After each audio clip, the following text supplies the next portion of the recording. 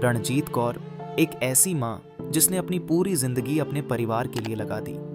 एक छोटा सा किसान परिवार जिनके पास सिर्फ 1 एकड़ जमीन थी।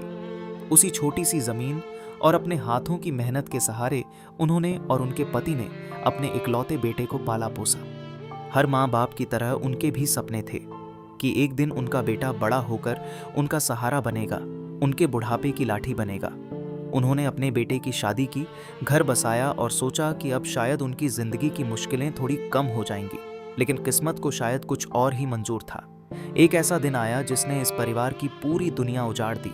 उनके बेटे ने आत्महत्या कर ली। जिस बेटे को उन्होंने अपनी हर खुशी कुर्बान करके बड़ा किया था, उसी बेटे की अर्थी को अपने हाथों से उठाना पड़ा।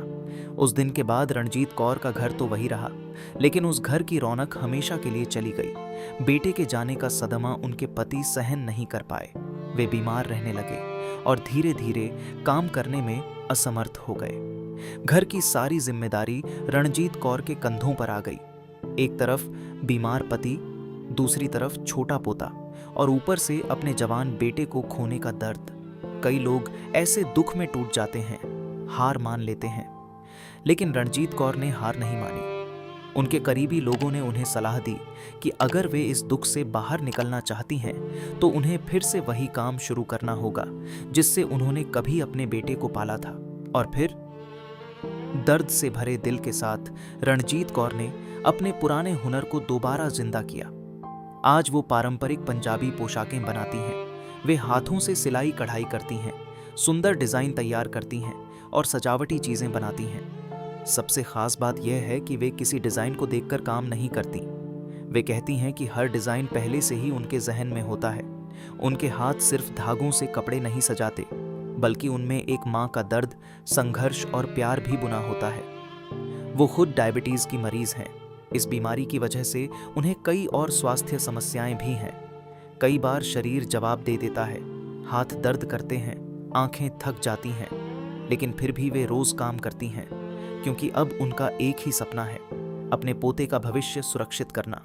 वे कहती हैं कि उन्हें पैसों का कोई लालच नहीं है। मुझे पैसों से ज्यादा प्यार नहीं है। मैं तो बस अपने पोते के बारे में सोचती हूँ।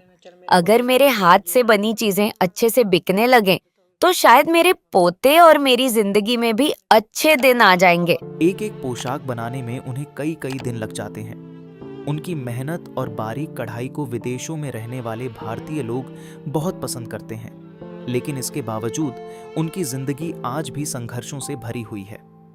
रणजीत कौर की कहानी सिर्फ मेहनत की कहानी नहीं है। यह एक माँ के टूटकर भी खड़े रहने की कहानी है।